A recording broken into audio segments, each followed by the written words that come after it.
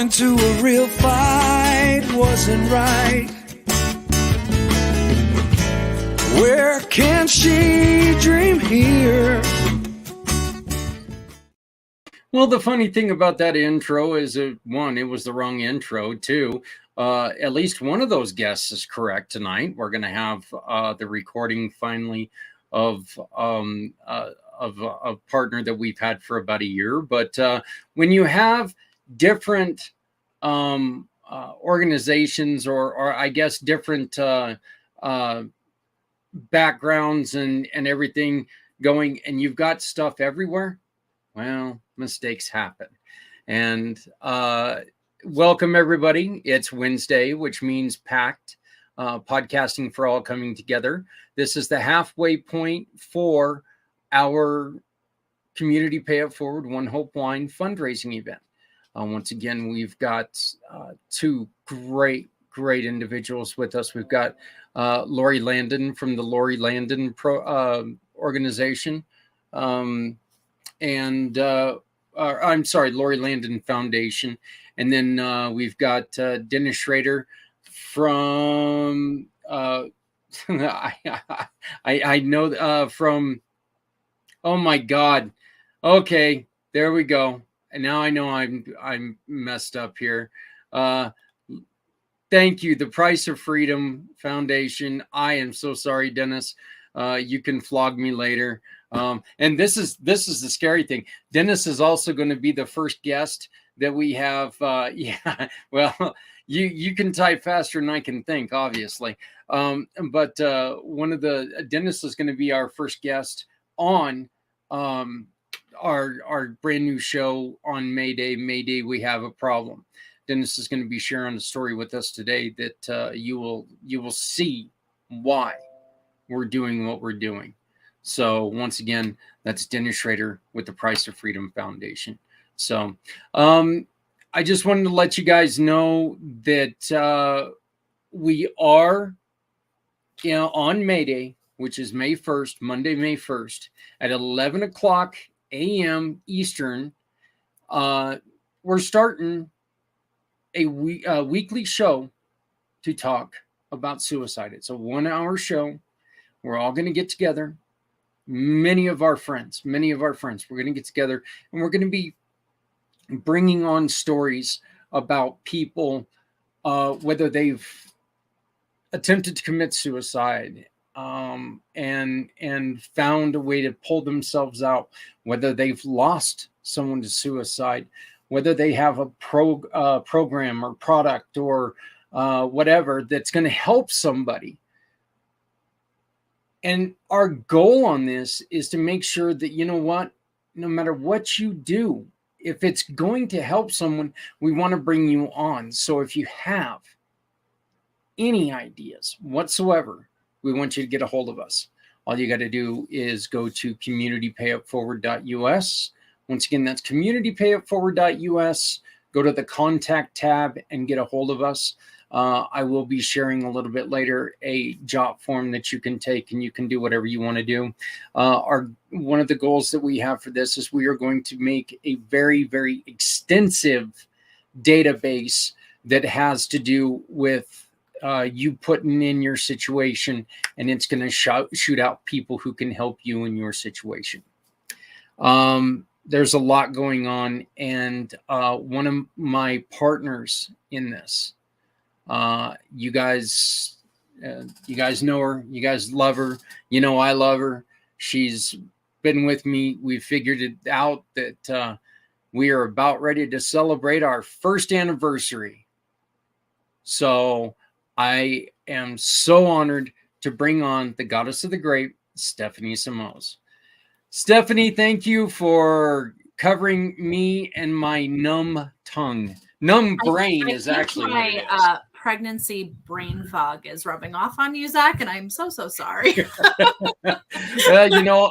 I've been telling people for a long time that I must have gotten pregnant after I quit smoking, because I gained like 180 pounds, and that was 17 years ago. So this kid's going to come out ready for college, but one of these days I've got to lose some of this weight. But Stephanie, as I mentioned, you are a huge part of Mayday. We have a problem. Just briefly, before we bring on our very, very special guests, what are some of the things that you're looking forward to doing with this? I mean, as you mentioned, a database of resources. I think, when you brought that up, I kind of thought to myself, do I have resources to provide somebody? And I don't. So I think collectively, with this incredible group that you've, gathered together, we're going to be able to create that and be able to provide that to others that might know someone in need that may need them. So I think that's really, really incredible. And just over the last few years with my work with these awesome nonprofits, some of them you'll hear from tonight, they've really inspired me. I'm not a veteran myself, but they've really inspired me, not only in this work, but in our other work too. So I am honored to be a very small part of it and really excited for what's to come. Well, all I know is that we're all very small parts of something that can be very, very large. It's as we state in the meetings that, I'm going to take a different path when it comes to recovery than you are. And so if we leave out anybody's type of recovery, if we leave it out in the open, or just leave it out of the system, that's not going to be available for them. And I think it's not just unhealthy for them. We're talking about suicide. It's deadly. So taking and trying to put it in there to where people can put in their situation, and it's going to take and put out information for somebody who deals with that situation. I think that is, I think it's a goal that we're really looking forward to. Hi, Ghost. You're going to get up here. Thank you. My co-host number 2 is here apparently. So, all right. Well, Stephanie, let's go on ahead and get started here. I'd like first to introduce. You guys met her 2 weeks ago. She is so fantastic. She is a community pay it forward mission partner. And this is Lori Landon from the Lori Landon Foundation. Hello, Lori. How are you? Hey, I am so great. I'm so happy to be here with you guys tonight. This is awesome. Yeah, I'll bet you're also happy that I didn't forget your name. So, and now the guy that I have to apologize immensely to, Mr. Dennis Schrader of the Price of Freedom Foundation. I will tattoo it on my head, Dennis. I am so sorry, my friend. That's fine. It happens to the best of us. Next time you come out here to Middle Tennessee, you can buy me a cigar. there you go. That sounds great.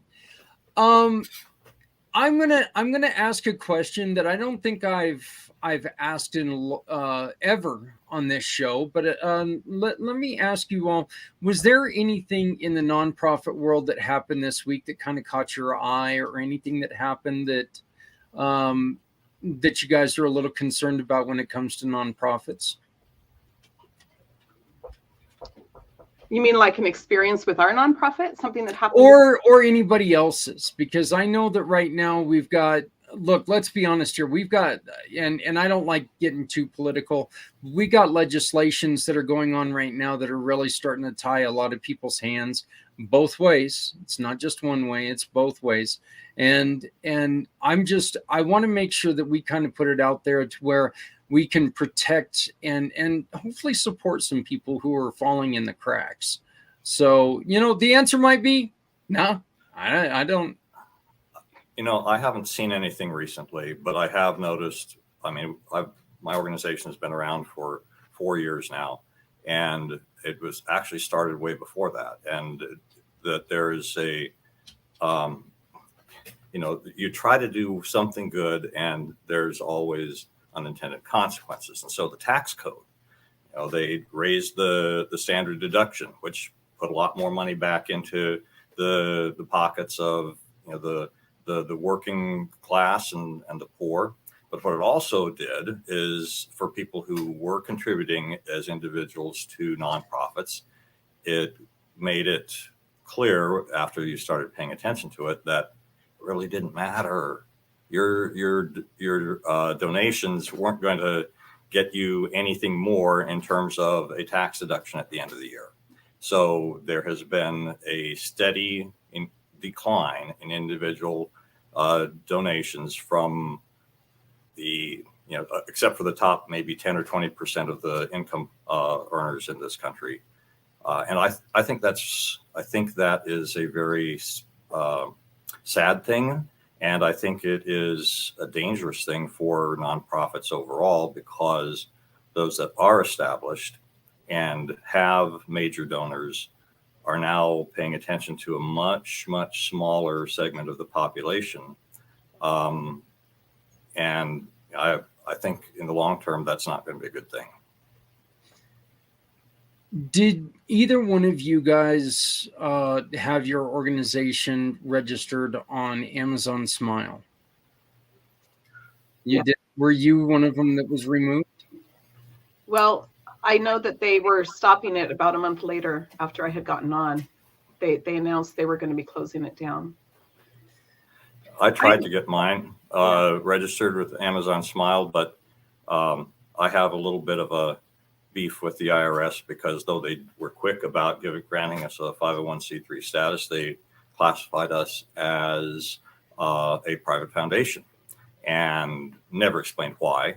And Amazon Smile is not applicable, would not accept us into that program. And there's a lot of other potential funding sources that as a private foundation, you just are excluded, because they assume that you've got a ton of money and that you're the one that has the deep pockets and you don't need their help. Well, it's not the case with us. And IRS is not really good about explaining how or why they did what they did. And they have a 5-year program for the folks that have the deep pockets to go from a private foundation to a public charity, which is just more Well, time like I and said, effort and stuff that we can deal with. But that's one of the reasons why I am so adamant on us continuing what we're doing with my program, because you know what, Dennis, Lori, and Stephanie, you know this as well. And you're about ready to start getting into the nonprofit world. You guys work a hell of a lot harder than the big guys do. You guys don't have that staff that, that can go out and do the things. You guys are the nonprofits. And that's the reason why I think that what has happened there, I'll be honest with you, it makes me sick. It really does, that they're going to still support the big guys, and the little guys, again, they get the boot. So, but let's talk about some good news, and let's talk about trying to find ways to support you guys. And we're going to do it in a weird way, because what we're going to do is, Dennis, first off, tell us about the Price of Freedom. Can you please, again, tell the people who were not here the last time, tell us what the mission of Price of Freedom is. Sure. And then, and we're just going to warn everybody that the story that you're going to hear is heavy. And it's very heavy. So please take, take that into consideration. But tell us about the Price of Freedom Foundation, your mission, and then tell us your story. Okay, super. The Price of Freedom Foundation is dedicated to telling the complete life stories of those who paid the ultimate price for our freedom, the soldiers, sailors, airmen, and Marines who have died while serving in our nation's armed forces. And that's not just in combat, it's from any source, including suicide. And what we do with that is we work with the Gold Star families. We try to identify as many people as possible that knew the fallen from their childhood all the way through the end of their life. Do in-depth interviews with each of those individuals, collect things that tell or help to tell the story. So photos, letters, videos, social media accounts, etc. Give all of that to a writer who then produces a full biography, and we provide that in both, publish that in both, hard copy, paperback, ebooks, and eventually audiobooks. And we record all of those interviews with the intent to eventually create video documentaries to tell that story to an even wider audience. We do that for two basic purposes. One is to collect and preserve those stories for future generations, because as we get older, our memories fade, and the kids, grandkids, great grandkids, won't hear everything that we have to say, and our memories may not be as clear. So rather than making people do their own individual research, why not do it now?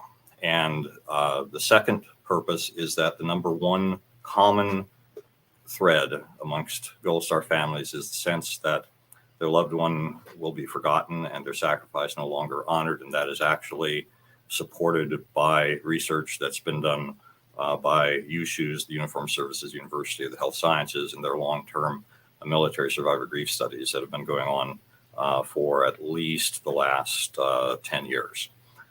So those are our two purposes.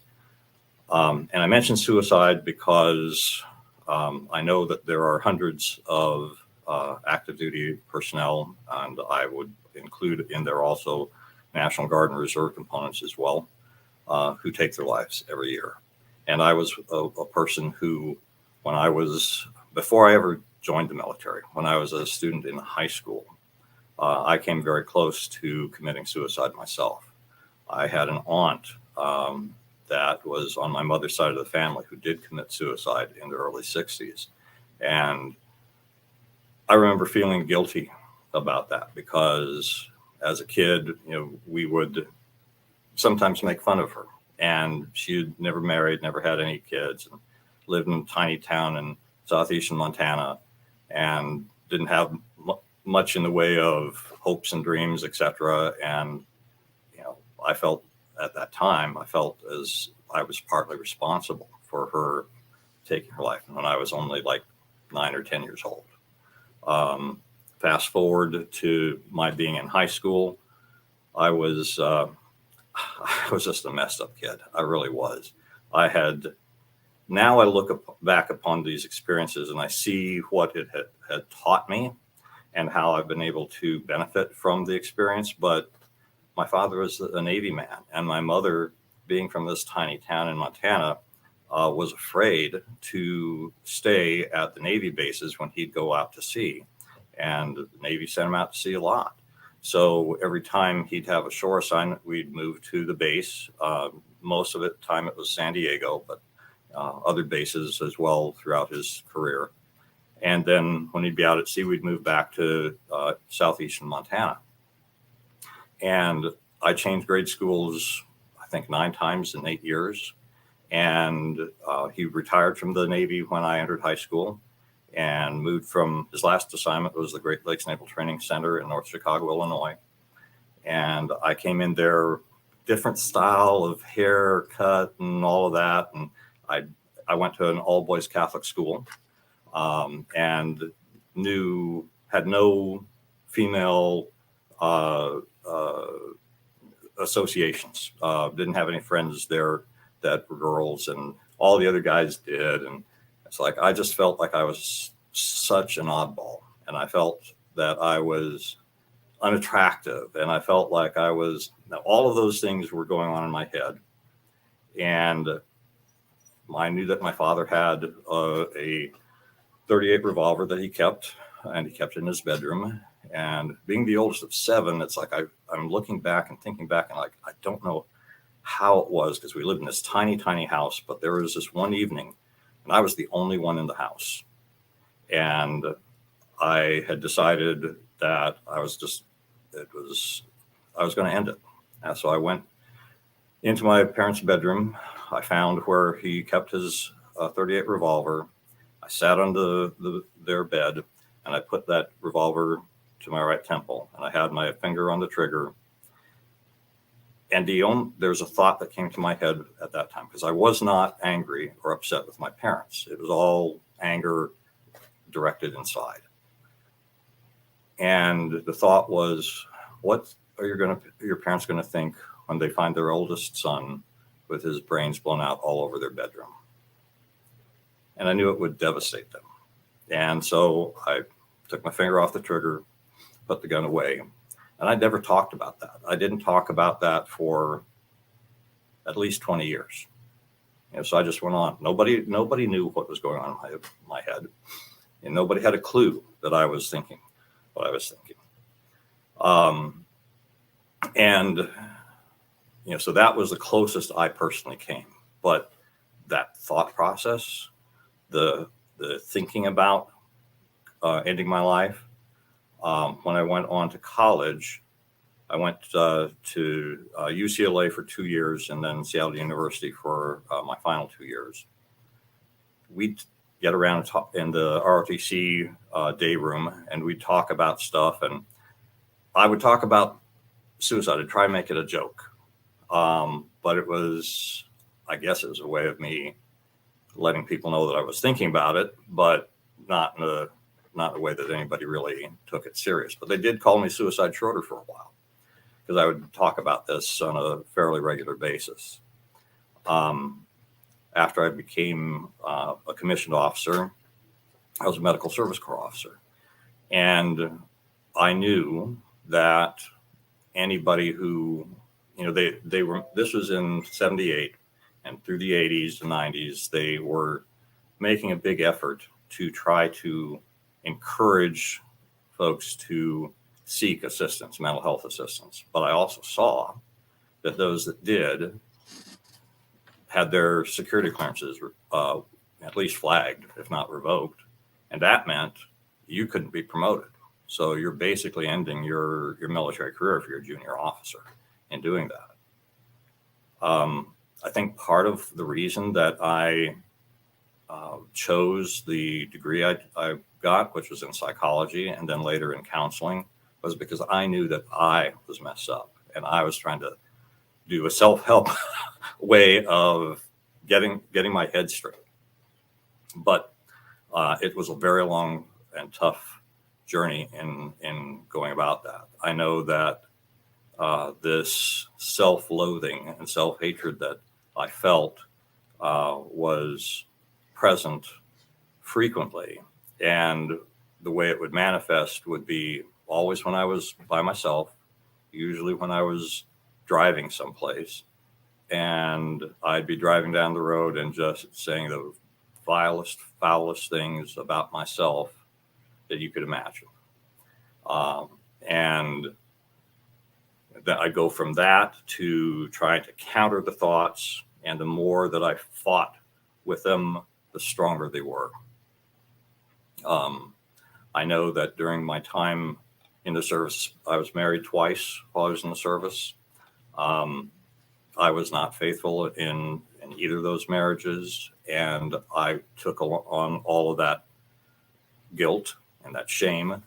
And when there were other conflicts going on between in the marriage, I would frequently think about and start planning for how I would end my life. And up until the very end of my career, even I was Lieutenant Colonel out at a Triple Army Medical Center in Honolulu, Hawaii, and I had been having issues with not sleeping well.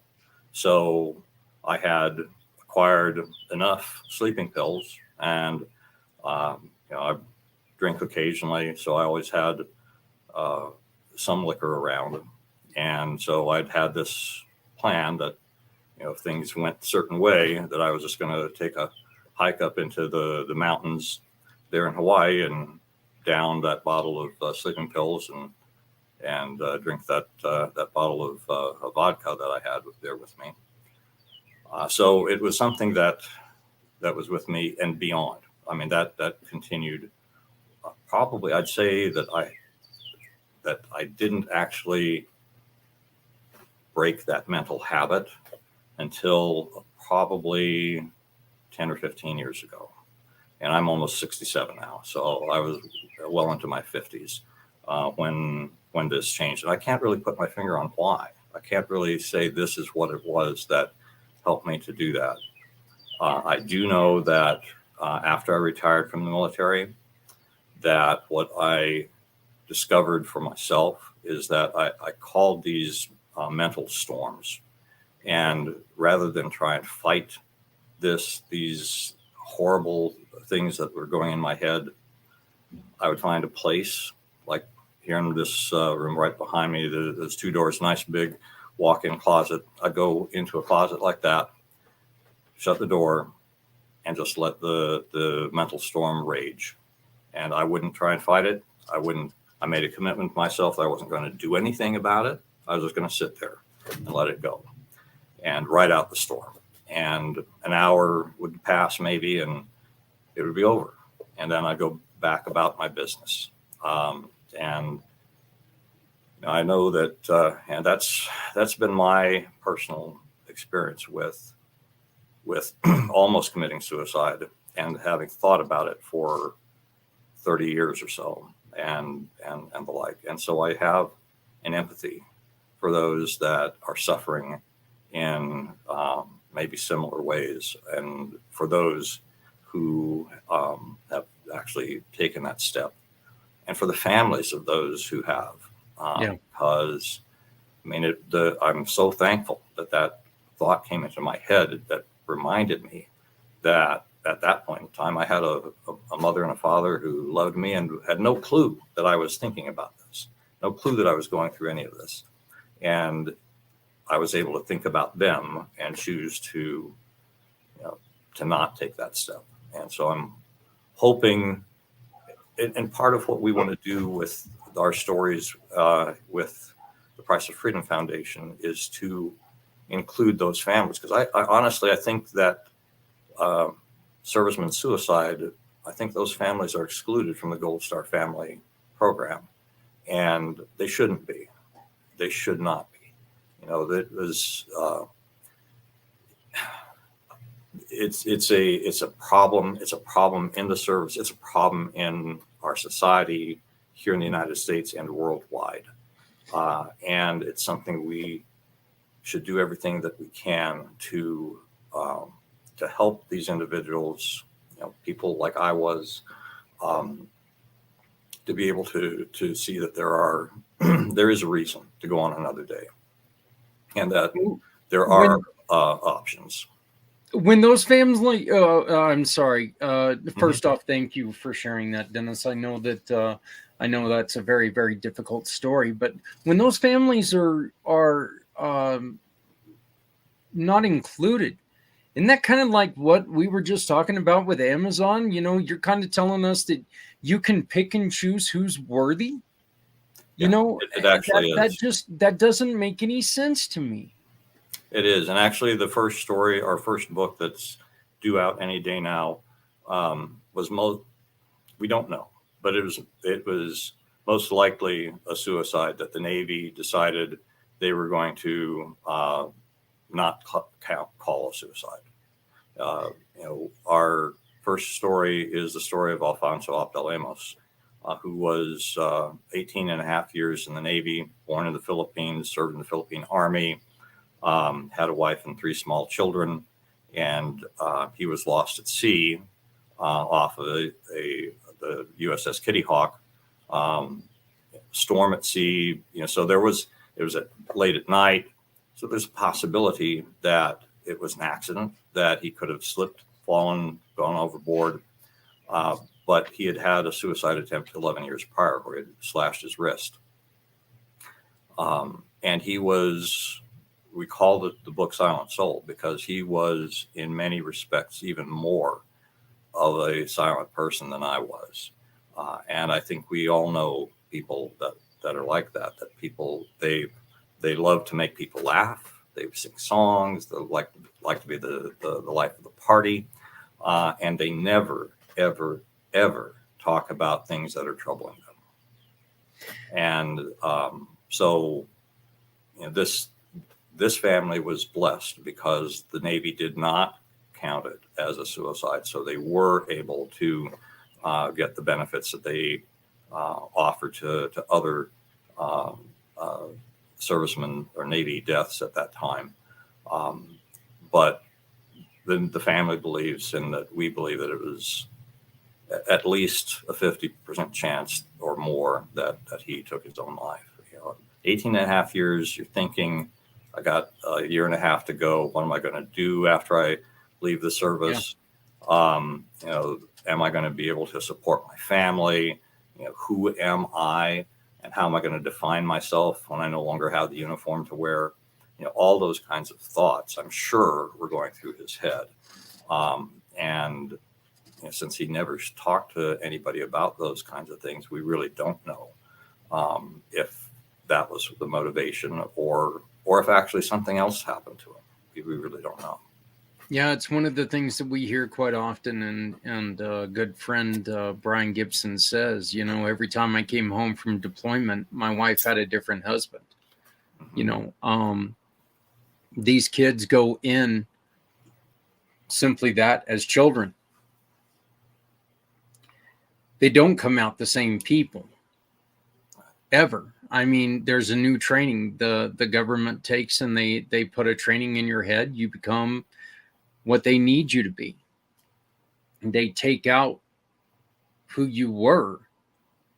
And, I think it's one of those times that I don't think that they put back in enough of who you were allow you to become who you were.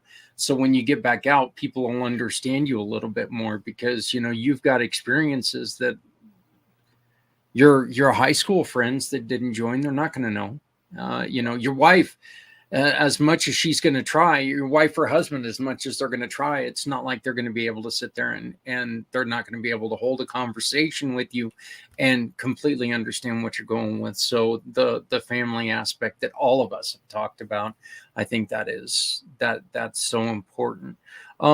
Dennis, what are some of the things other than, obviously we want people to help by buying bottles of wine right now, but what are some of the other things that can really help out the Price of Freedom Foundation?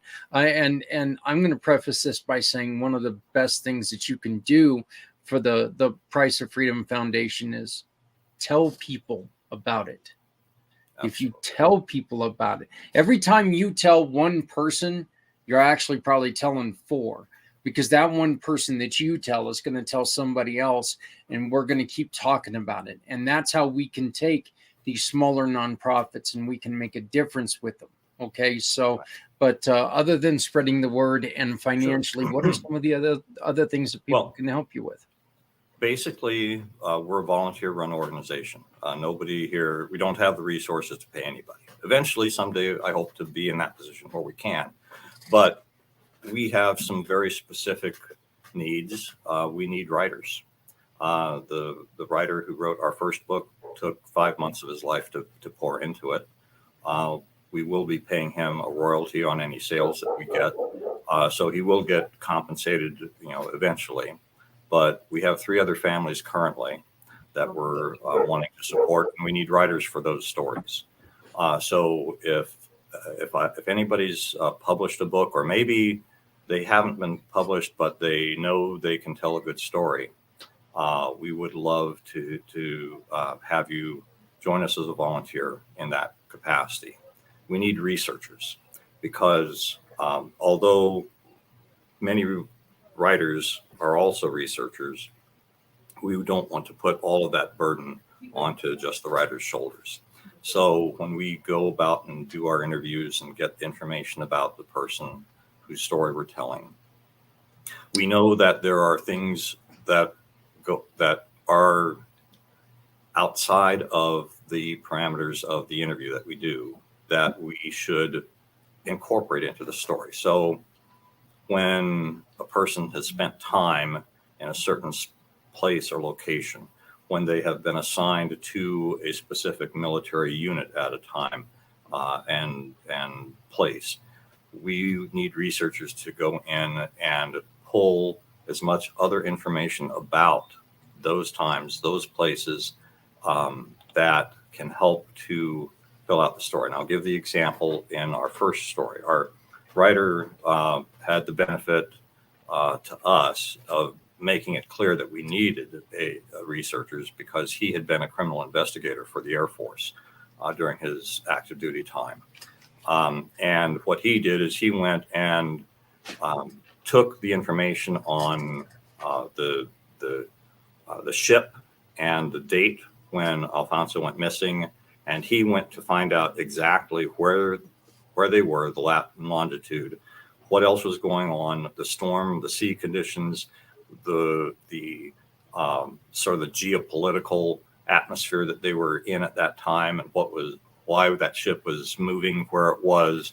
And that also helped to fill in some things about what life was like for Alfonso in his roles and responsibilities on that ship.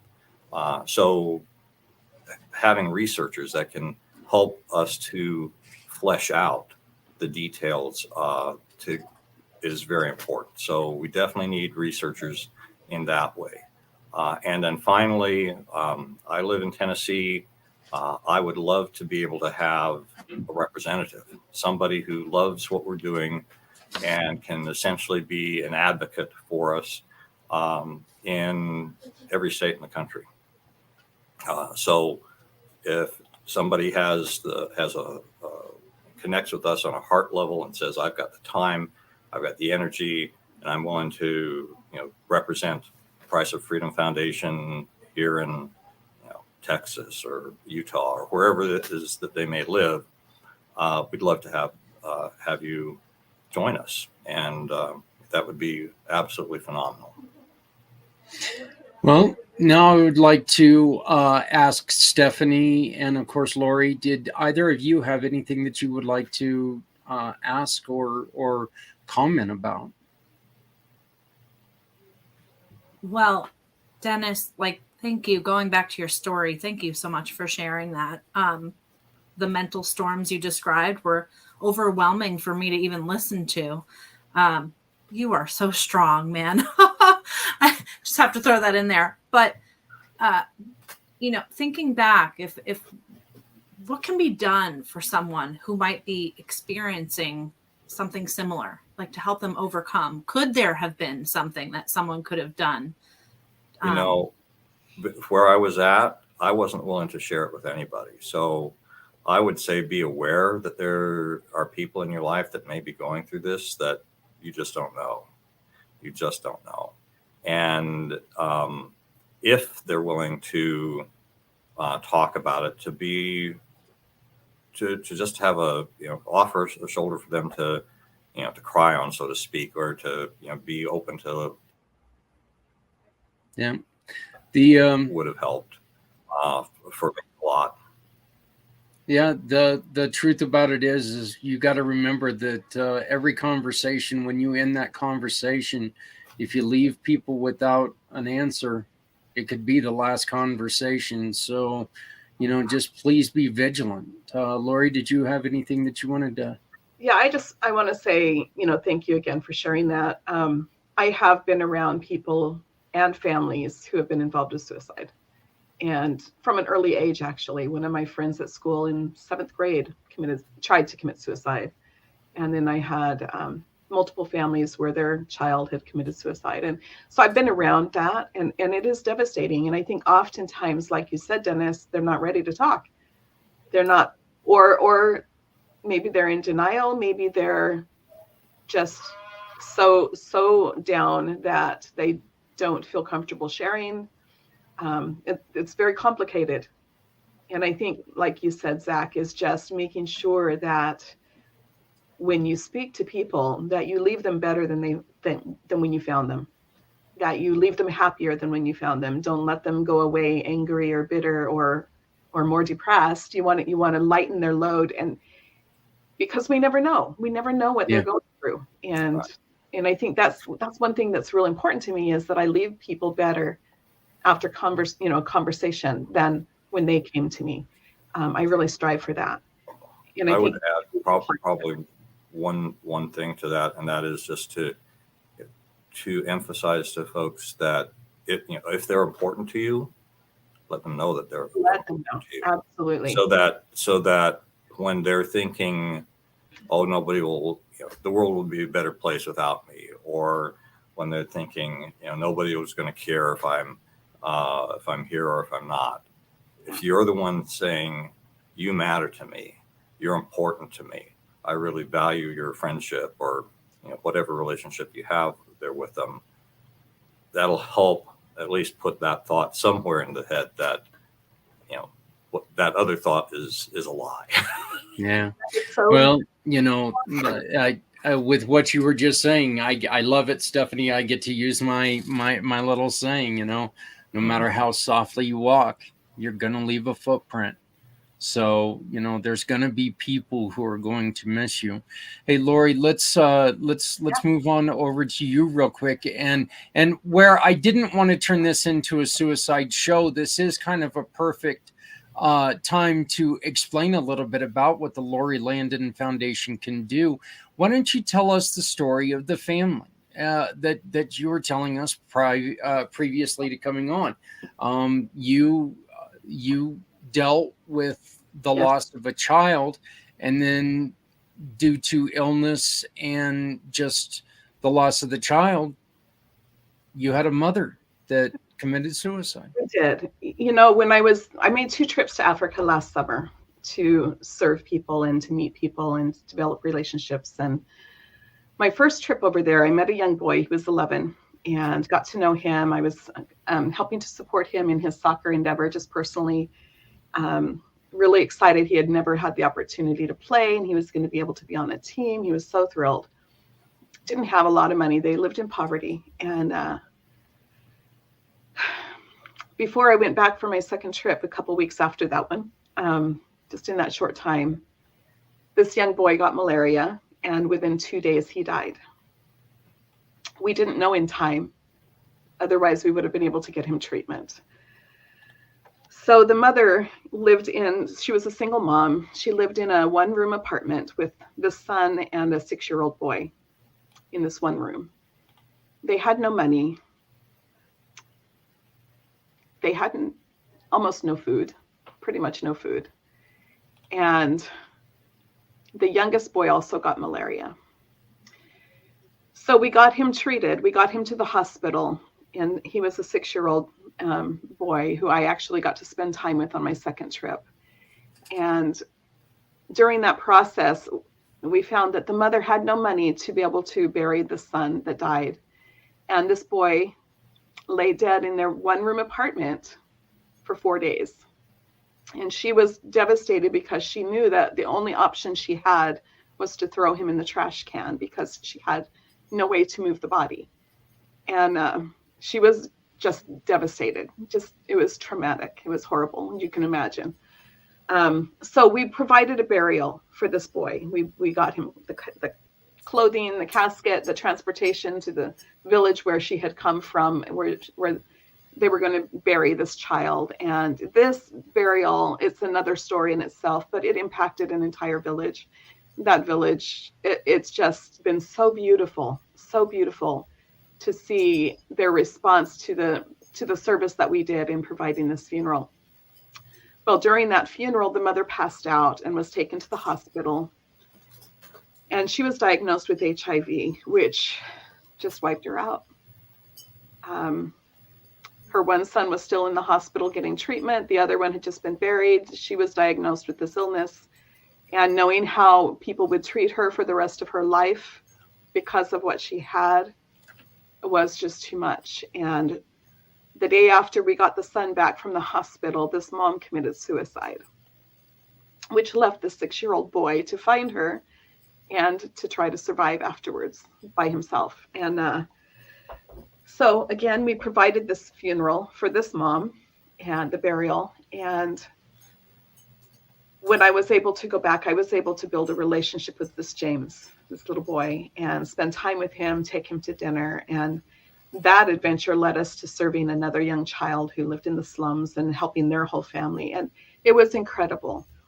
But the weight of everything, dealing with those 4 days of not knowing what to do with the son and no food and no rent money, which we were able to help her with, she was just overwhelmed. It was that life was already hard. They were in poverty. They had no money. They had no work. They had a lot of struggle.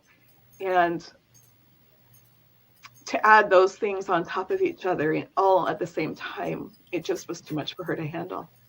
And so she didn't make it. But we, through that, have made such a beautiful impact in the village where she was buried and where the son was buried. And we have made such a difference in the young boy's life. We are staying very connected to him. He's on our soccer club, our football club over in Kenya, and being able to live out that dream for him. And it's really made a big impact in his life. And when we took him to dinner, I have pictures of how the big smile on his face, which he had never been able to go out and do that. That was something special for him. And it turned his life around, really did. But that's what people go through. The people we serve are people in need. And our foundation is designed to meet people in their need, help them become self-reliant and want to give back. And that's exactly what's happening. We have saved over 50 lives now. We have provided now, the number went up this week because we had another burial. We've now provided 8 burials, 7 children and then that mom, which honestly has been such a beautiful gift to me to be able to do that and to be able to provide that for these people who don't have that opportunity. They have no option. We have provided food, water, clothing, school supplies, school fees for orphanages, for families, for individuals. We have provided business opportunities, help people create businesses. When I took this young boy to this dinner, and we were just leaving, we were getting our Uber driver, I saw a little girl sitting at the side of the parking lot. And I could tell she was hungry. I could tell she was very ill. So I walked over to her and talked with her, and we got her dinner. And I asked Habil, my manager there in Kenya, to go find her again and find out where she lives. And we were able to do that. We found her single mom, her little sister, and her. They lived in a slum area. They had nothing. They didn't have beds. They didn't have a stove. They had nothing. And shortly after that, the little sister died. So we provided her funeral. But we were able to take this mom and this little girl that I had found on the street.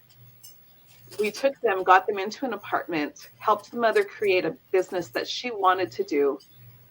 The daughter got medical care. We got her into school. She's in the top of her class. This family is thriving, this mother and daughter. And it's just someone that I found as we were walking through, saw them in the parking lot.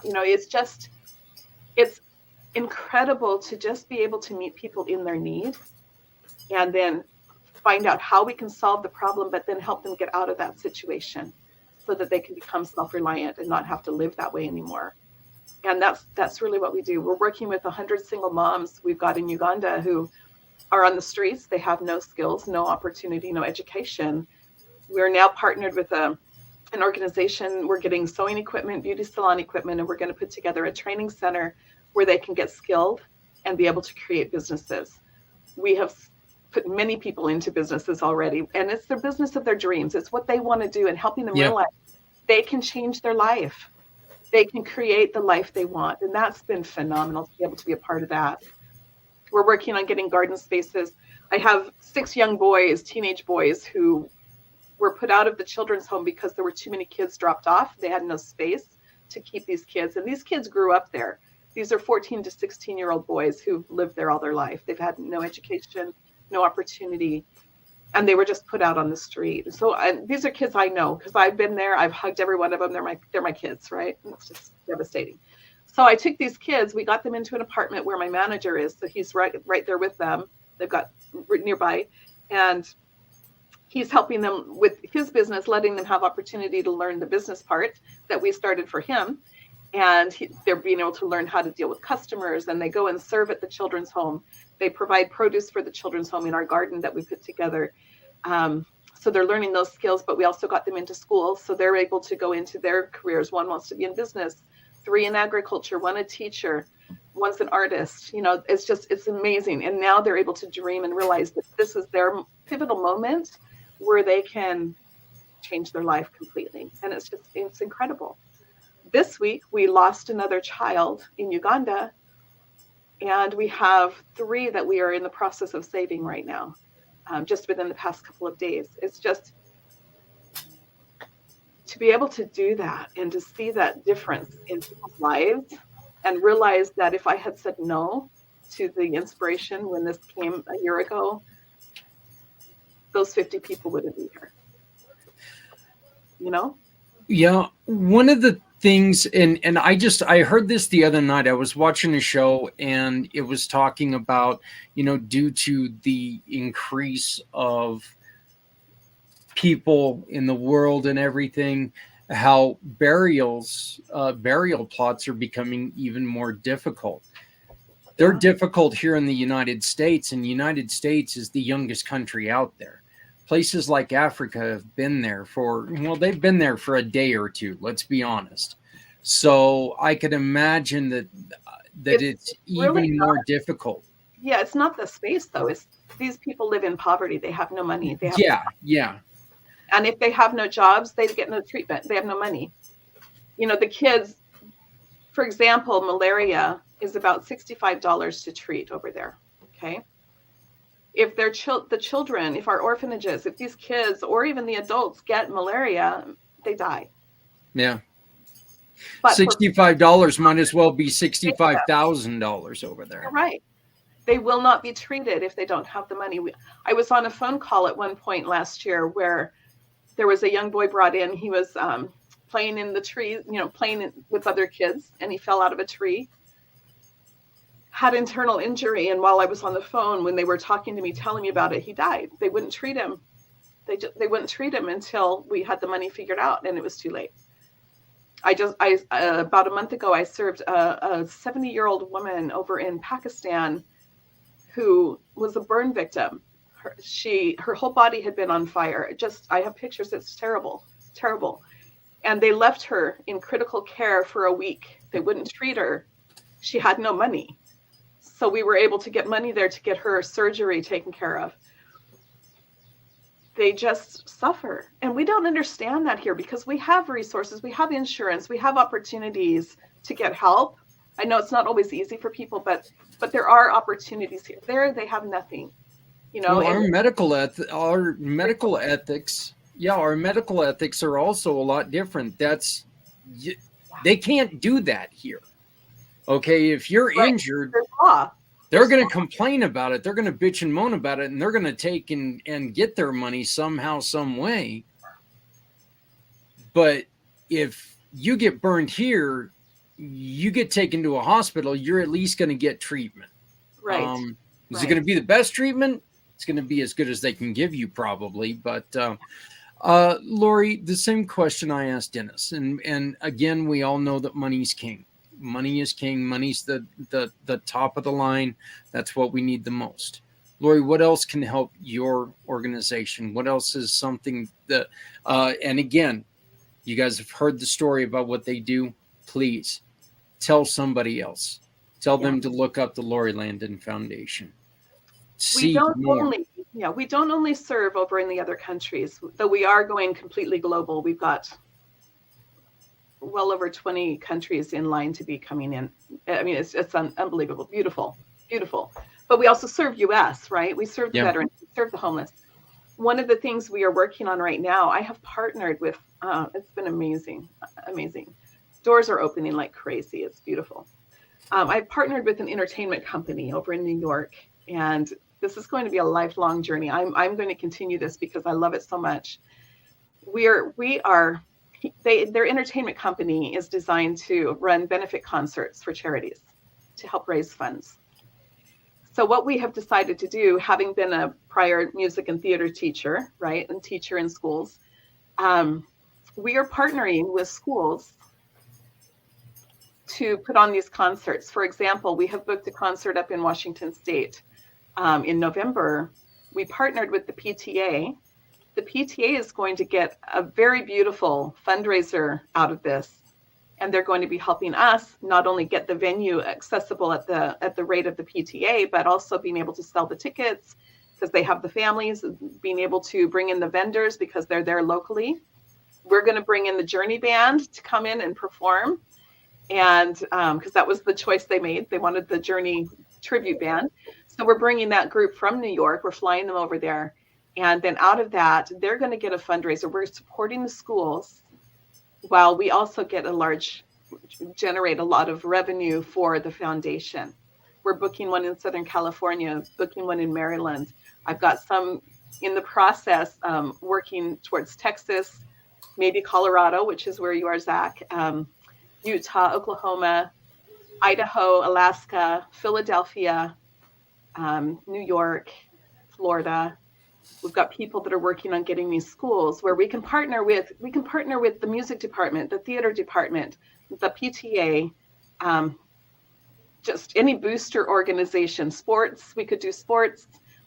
That way, not only do we get to bring awareness, and I want to go to every state, by the way, that's my goal. I want to take it and speak and bring awareness of the foundation on the stage to every one of those events.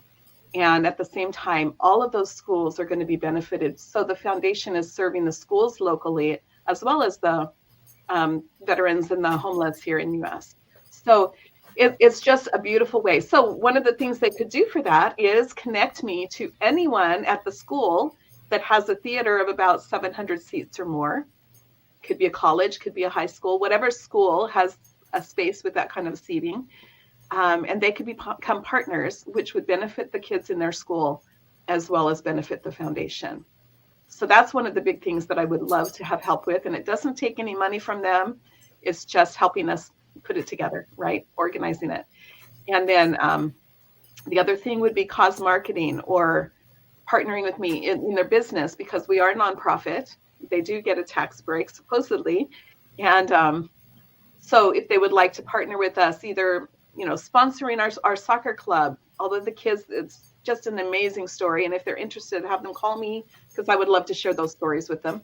So we've got the soccer club. We've got people, orphanages needing food, and any of the things that they would be interested in. We can either designate it or we can just take generate the revenue and then take it over and serve the people. school supplies, school fees, for the States or for around the world. It's needed everywhere, so there's a lot of things that can be done.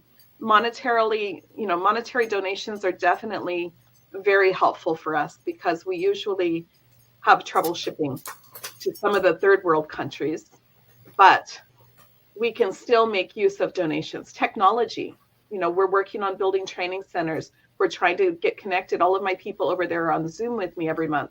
So all of those kinds of connections, technology would be very helpful. If you have an old phone, if you have an old computer, I'm sure we can make use of it. They're happy if they get a pencil and paper, some basic school supplies, things like that, clothing, shoes. These kids don't have them. They don't have it. And so any of that would be greatly appreciated. So there's so many ways that could be done to be able to help support us. But I will say, I feel so honored and so blessed. I'm going to get emotional here. Sorry. To be able to do this.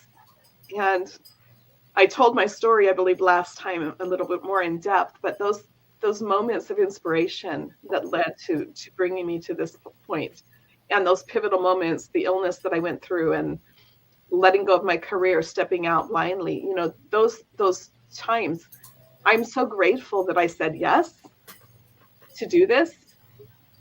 And as I look back and I think about all of the people and all of the relationships that I've built through this worldwide, it's just amazing. So anyone who wants to be a part of something that brings more love and connection in your life, more relationships, more fulfillment, join me. Come be a part of it with me. There's so many ways we can serve. I've had a few people say they want to go with me on my next trips. They want to be a part of it. They want to feel what I feel, and it's so beautiful, so beautiful. Well, we want to shout out Mr. Wasserman. Mr. Wasserman's the one who is the lead of putting together these concerts that you're talking about. He does such a wonderful job. Such an energetic little man. He truly is. That guy, you talk to him and you feel like you could run through a building, don't you, Lori? Yes. And I told him this is a lifelong journey for me with him. I'm so excited about this. So we're getting calls, even Alaska. We're getting called today. Today I got a call that we're going to do a concert in Philadelphia and Florida.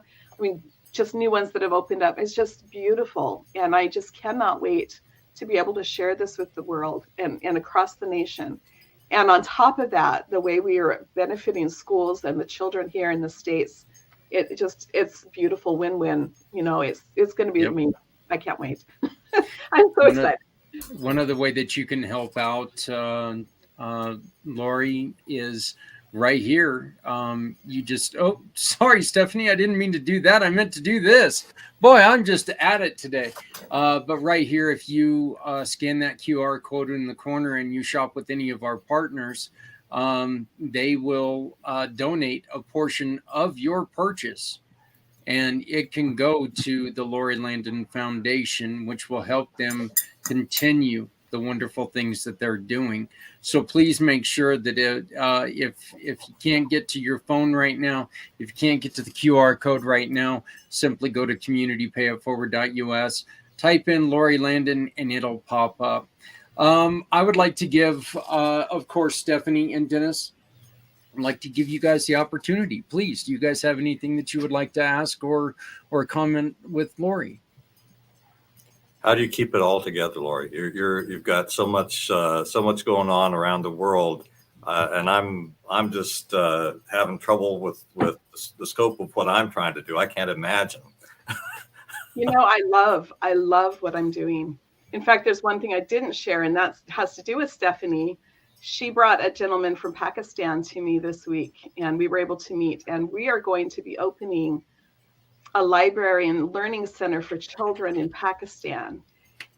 And I'm just so excited, and the joy I feel, that's probably, Dennis, that's probably what helps me do it all, because I don't want to stop. I don't want to miss things. I don't want to let anyone down. I want to help these people. And there's so many people that need help. And, as I tell everyone, the giver is the receiver. When you give, you receive so many blessings, and it just makes you want to continue to give. And I think once people expand that giving heart and feel what I feel, they're not going to want to stop either. It's just so beautiful. It's incredible. And with every country come different needs and opportunities to serve in different ways. There's so much variety.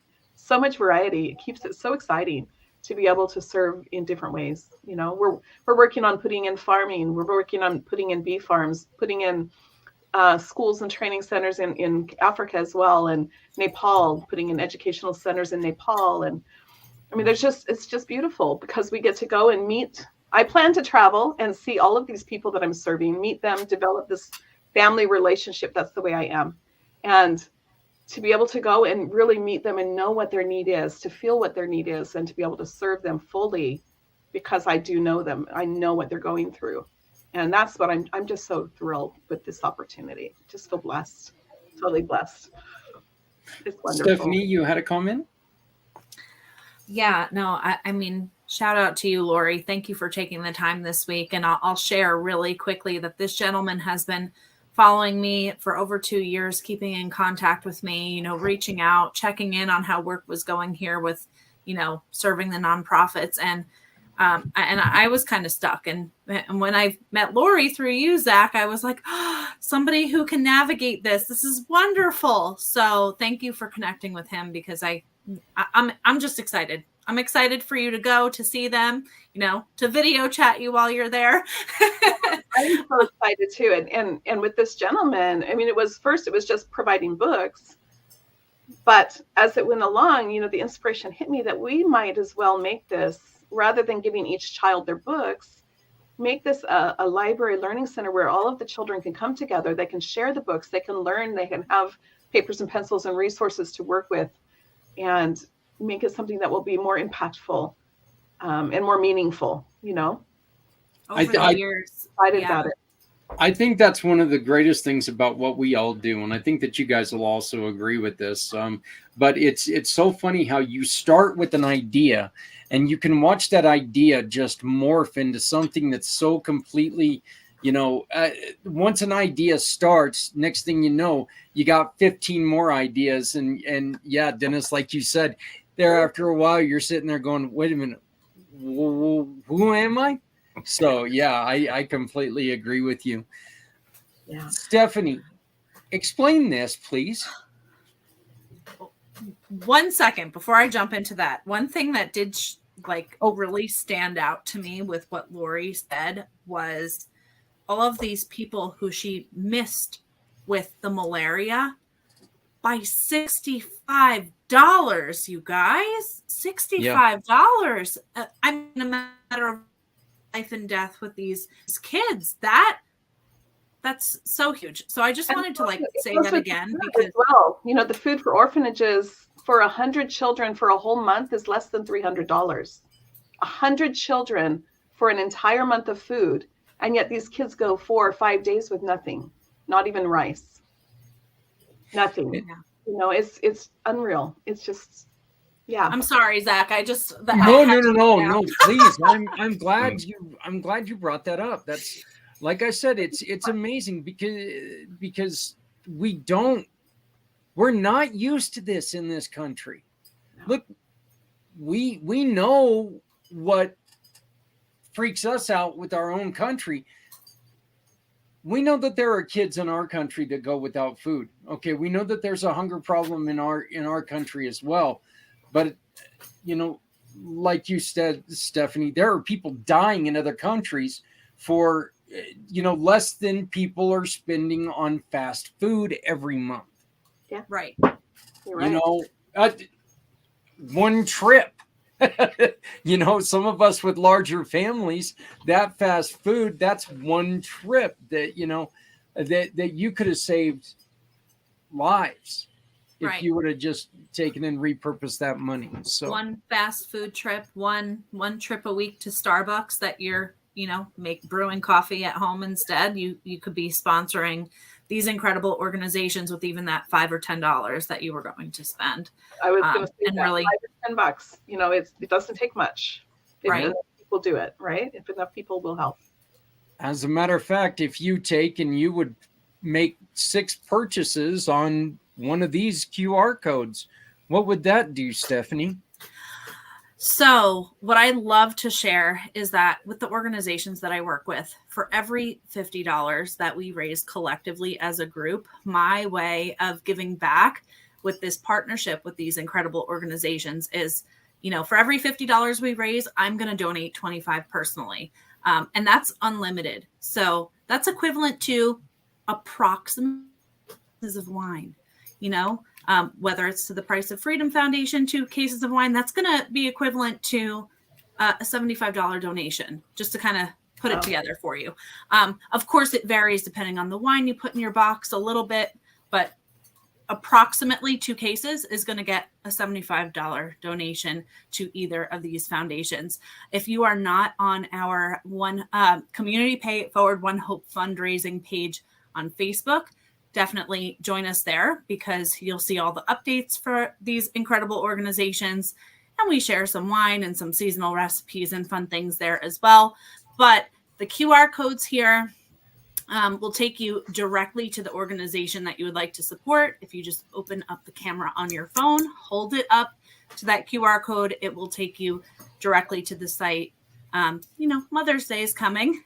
Spring is here. So definitely refill and sip and support one of these great causes. If you are not comfortable with the QR code, the link is right below as well. onehopewine.com/event/ and then the unique 6-digit code is also right there. So, well, thank you so very much again to both of you. Can I put in a plug for Stephanie and One Hope Wine? Please do. She doesn't get it enough. Well, She's amazing. we did a fundraiser event about almost a year ago, and we had ordered some samplers set of wines, and I wouldn't say that I'm a big wine drinker, but I do drink wines, and I have over the years of my existence here on this earth, and I was hesitant about the Cabernet, and I'm blanking on there's a dry white wine too that was in there, and I think you had the Chardonnay and the sparkling Chardonnay, brut, if I remember. Yes, and I was actually shocked at how smooth and how tasteful these wines were. I was like, it was unlike any Chardonnay. It was unlike any Cabernet Sauvignon I've ever had.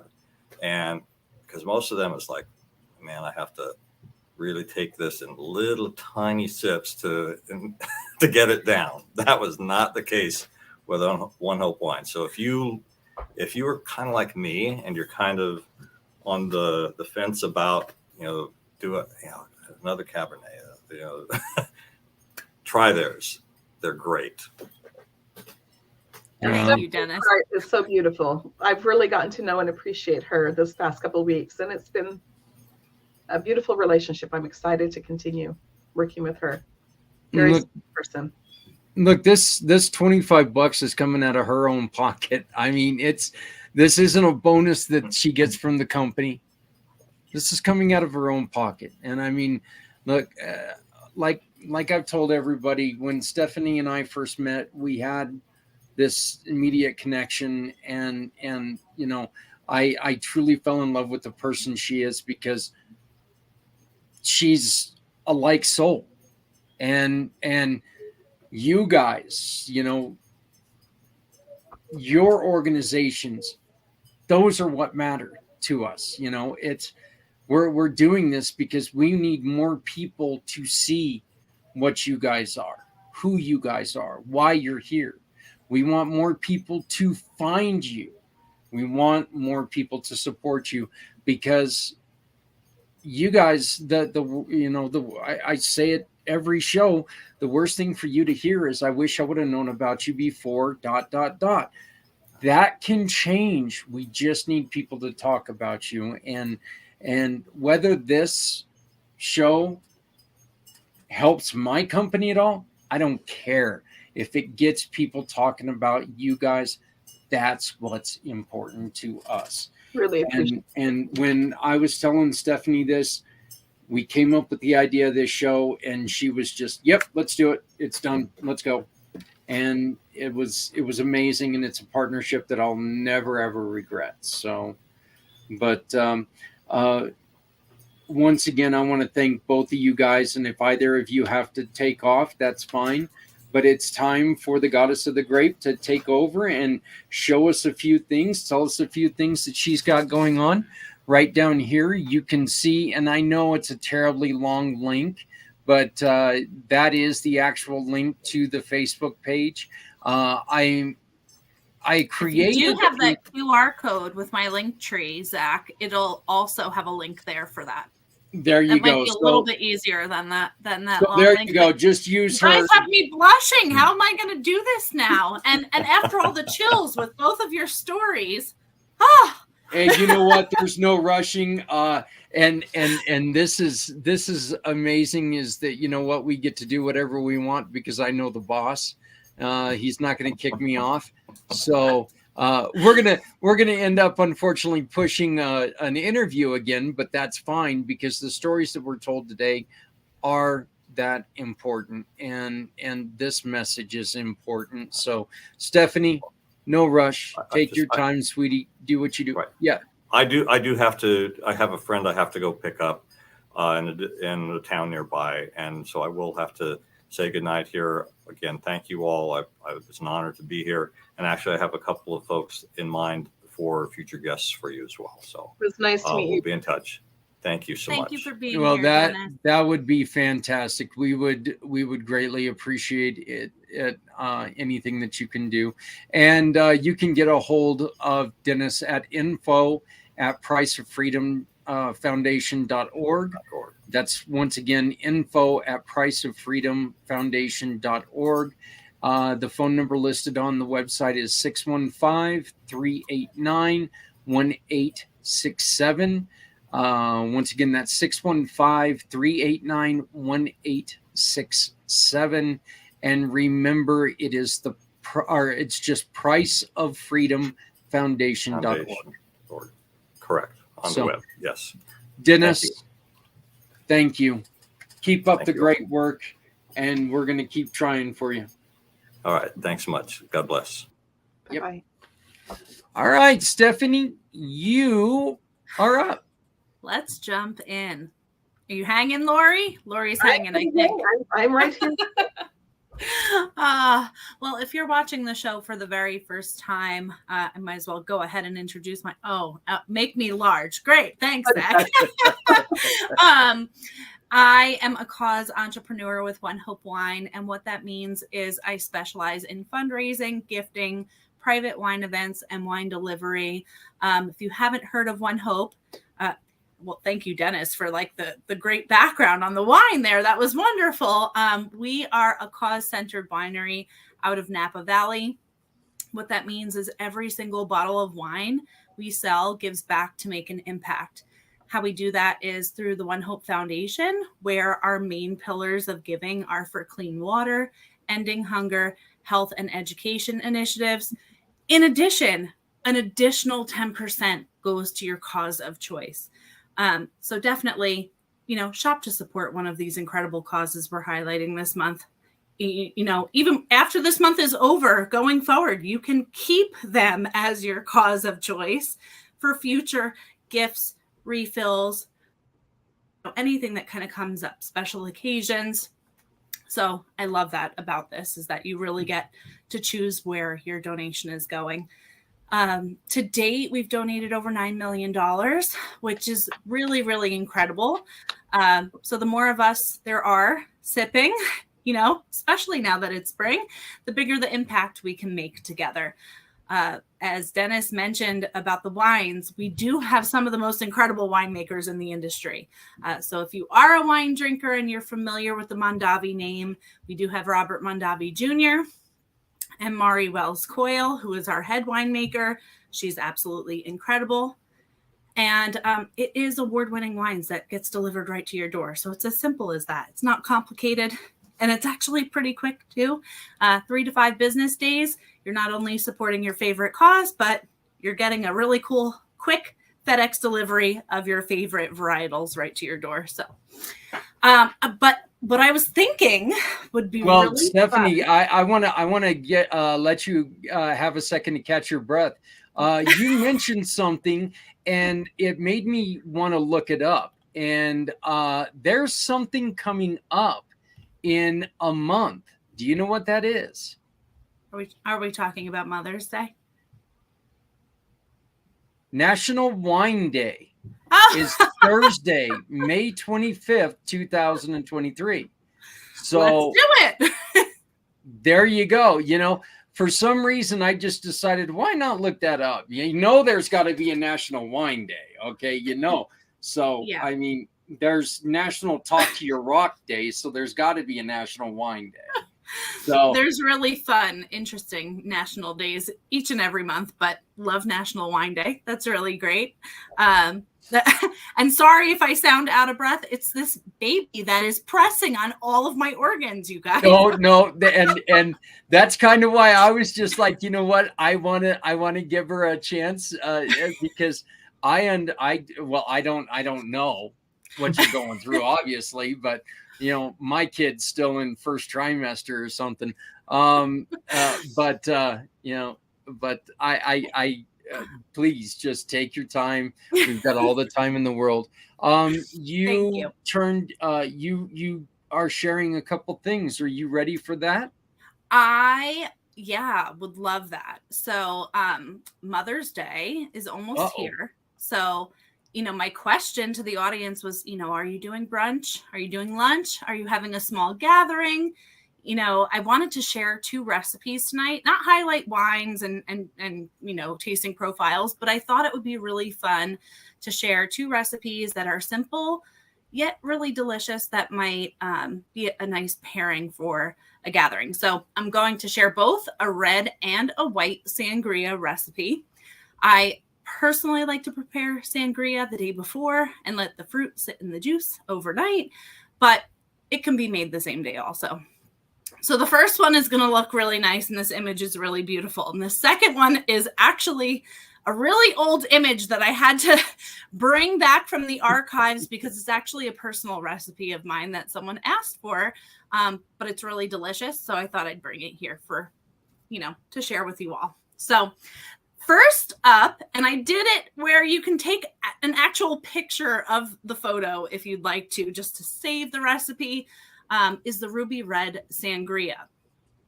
So this gorgeous deep jewel tone sangria recipe is bursting with juicy pomegranate, fresh berries, and citrus for a mouthwatering cocktail that will keep you coming back for more.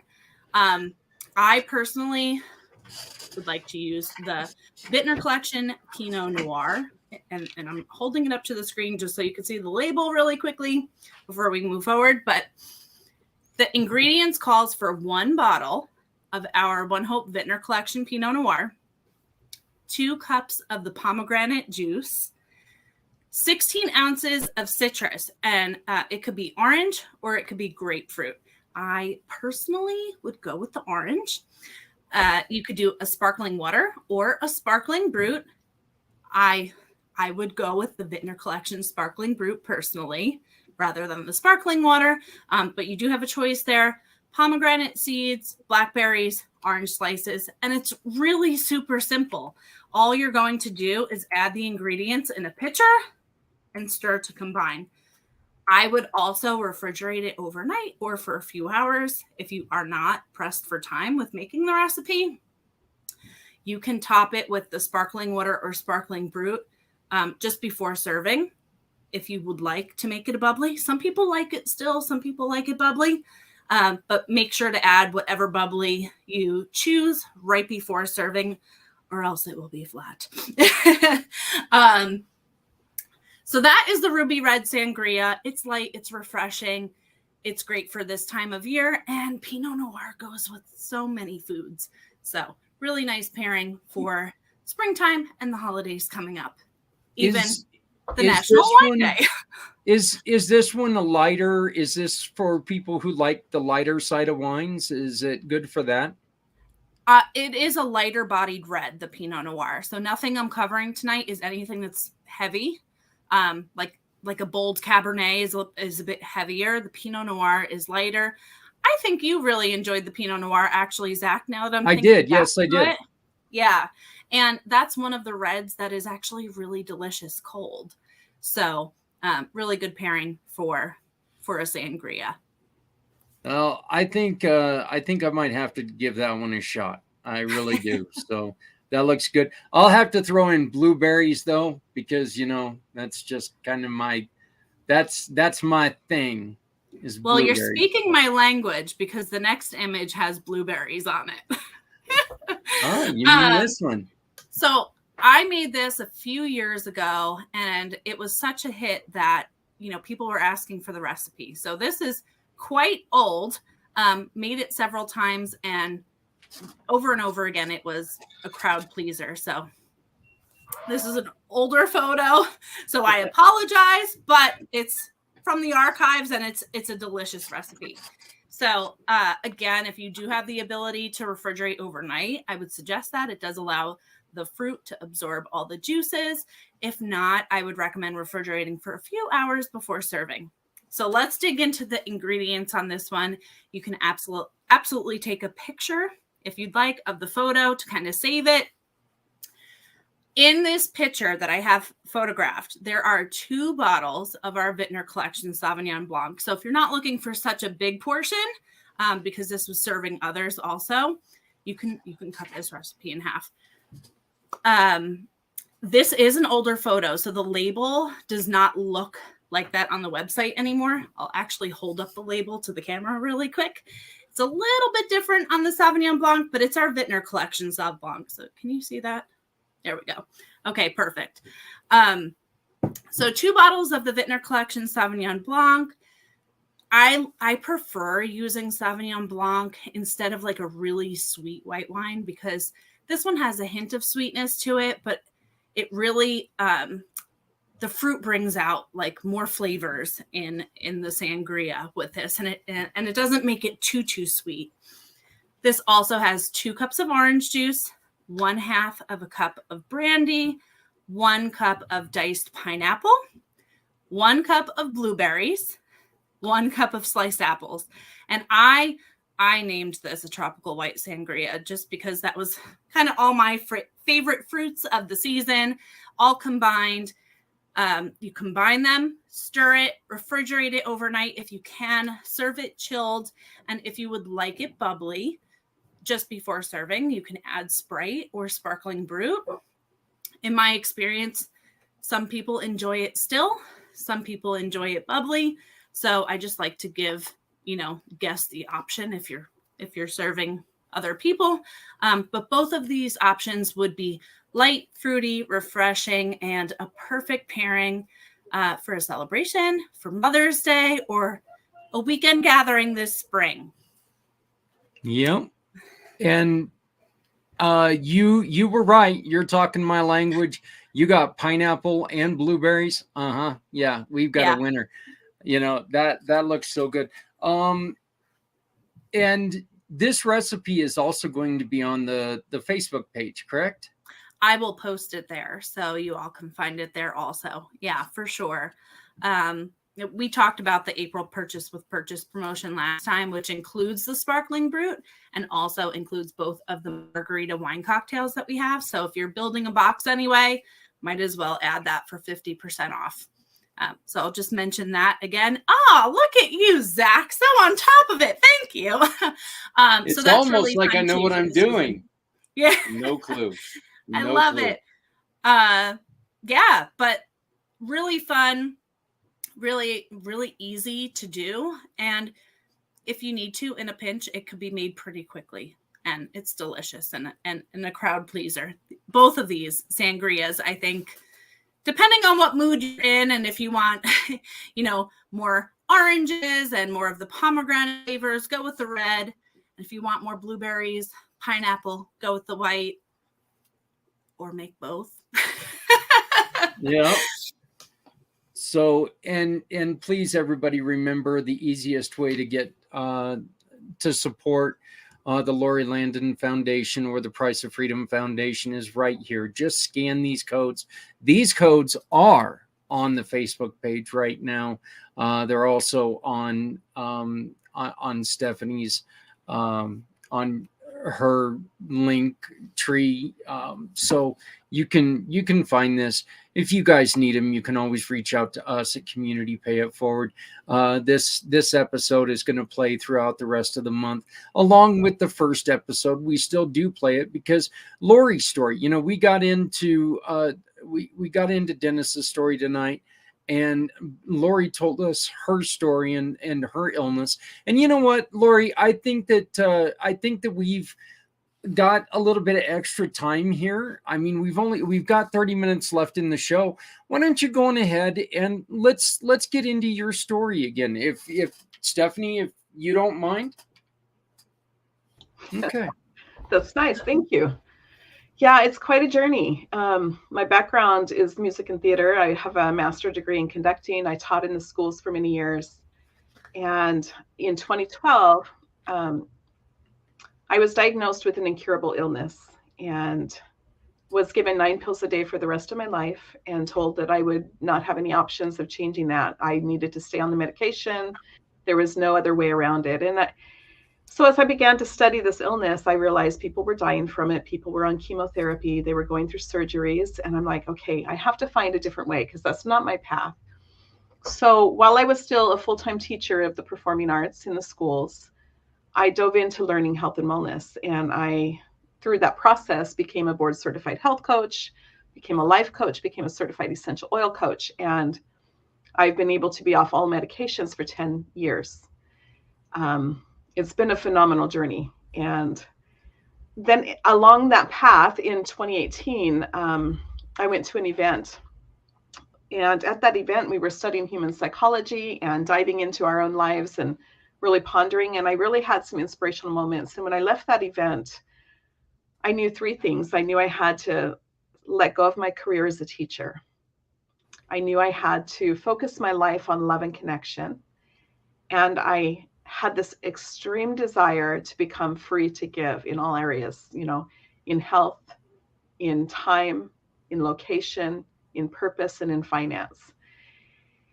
And so a month later, I stepped out of my career at the end of that school year, and I went blindly on a new path. I decided, okay, well, I'm going to develop a global coaching business, helping people with their health and wellness and life, because that's what I had been through over those past years.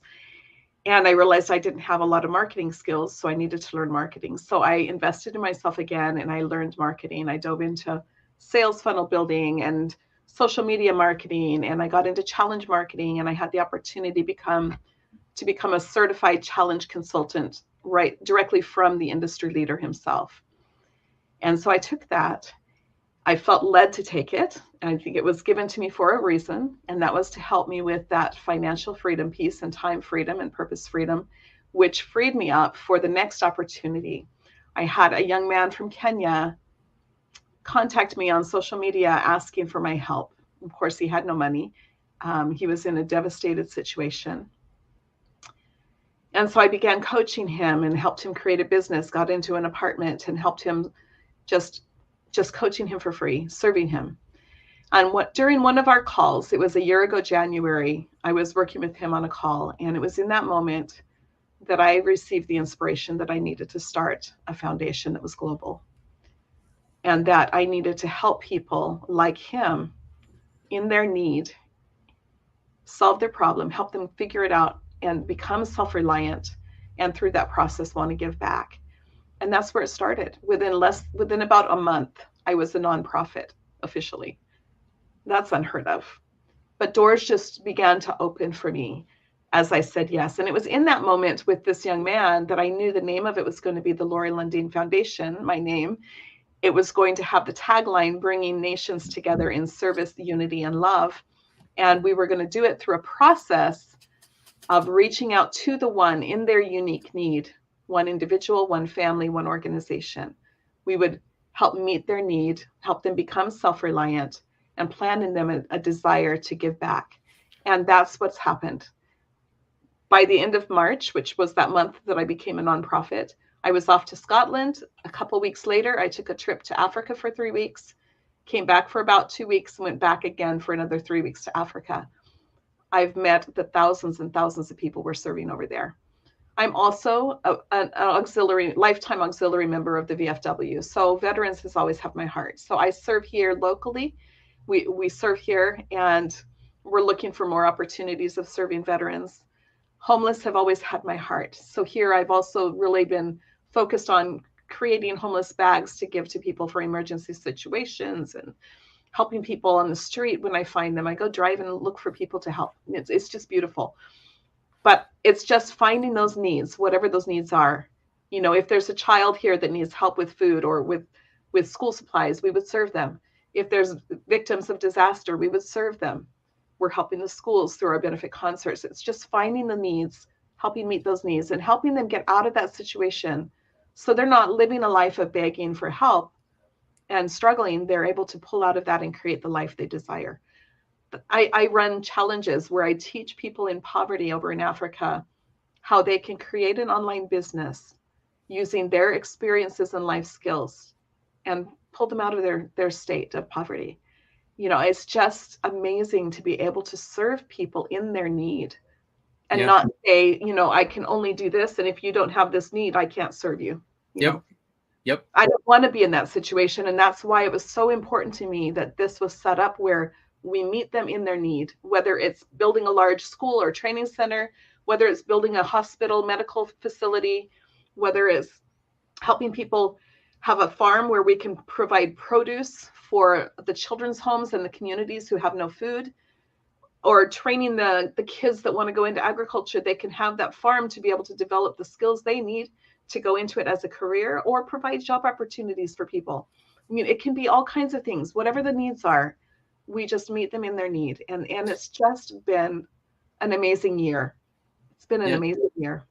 You and I did talk about that. The one reason why I set up Community Pay It Forward the way I did is because I don't feel, well, I know for a fact I never want to look at somebody and say, I'm sorry, but I can't help you because you're outside of my little 501c3 box. I don't. There's you know, this is too important. When people come to us and they need help, we want to try to find a way to do that. Lori, how is your health now? My health is fine. I've had no medications for over 10 years. And it's all been done naturally. And I've been doing great, you know, and it's just, I'm sure, you know, health is a journey. It's a lifelong journey, right? But to be told that this illness was incurable, that I would never get off that 9 pills a day for life. I was on it less than a year. I weaned off it slowly as I was learning and studying. And I just, from there on, it was just all natural. It was all natural. And it's been incredible. It's been an incredible journey. Not only have I learned so much, right, through that process. And like I said earlier tonight, our obstacles are the way. You know, we learn from the trials, and they're there for us to become better, but also for us to be able to help others later. And I find that through that journey of healing and going through the process of learning and becoming certified as a coach, now I'm able to use all of those skills in health, in life, in business, because I'm a business mentor also through challenge marketing and helping businesses scale in their businesses.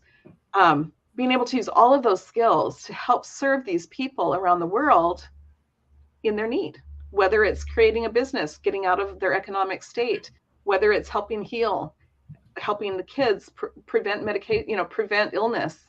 I can use all of those skills that I've learned as I coach and serve these people. And it's really been incredible to just be able to see the need and then be creative and figure out, innovative, right? Visionary, as I put in a post this week, to be able to just see and create opportunities of helping them in whatever that need is. It's really amazing. You know, your story really reminds me of a story that I listened to, and it was a story that was written about by Dale Carnegie. and he was in his book How to Stop Worrying and Start Living, and he was talking about an individual that he went to the doctor, and the doctor said, I've got some bad news for you. You might as well take and settle your affairs, because you ain't living much longer. And this guy said, okay, well, you know what? I don't want to see anybody, I don't want anybody to see me die. So he took and he loaded a casket onto a ship. When he got onto that ship, he started doing what he needed to do, and he started relaxing, and he started letting things go a little bit. And he was able to travel around the world, and he made it back. And he went back into the doctor, and like you said, he went back into the doctor. The doctor gave him a checkup, and the doctor was like, "What the hell did you do? You're not sick anymore." And he goes, "I relaxed." What you're doing, what your mission is, while at times we know it's stressful, it's relaxing. There's the saying, if you love your job, you never work a day in your life. You're right. And when I was working, I didn't have health freedom. I didn't have time freedom. I didn't have location freedom. I really didn't have purpose freedom. And I definitely didn't have financial freedom. But that's what I'm creating for myself through this. And it's amazing. I have all of those freedoms now, really. So it's just when you find the thing that you love to do, and especially when it's blessing others' lives, and I will put that in there because you'll always be blessed for that, right? So when you find the thing you love to do and you're blessing others' lives, it changes everything. Yeah. I wake up and I love every day. Every day I'm serving people globally, whether in business or in foundation. I love every day, and I'm in charge of every day. I can decide what I want to do each day. I don't have to clock in, clock out. I don't have to go drive and commute to my work. I can serve people every single day. And there's nothing better than that. Nothing better. It's beautiful. Yeah, I love hearing, well, there's just nothing I can do, because it's like, wait, let's think about this.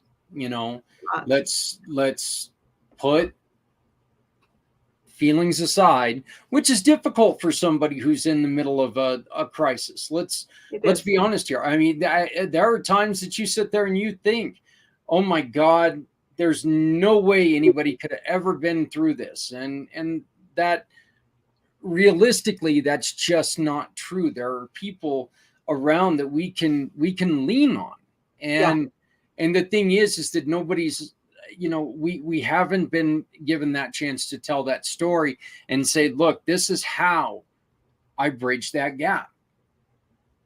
Now you can get across that bridge and build another one to help somebody else across. Absolutely. Absolutely. And I think that that's one of the biggest importance. That's why I put such an importance on having people tell their story, because what you do is important, right? You guys will both agree with that. What we do is important, but that's not who you are. Who you are is your background. Who you are is that story to get there. It led to what you do. I never dreamed of doing this. I never imagined it. Even when I let go of my career, I had no clue what was coming ahead. But I know now why I had to focus on love and connection in my life for 5 years.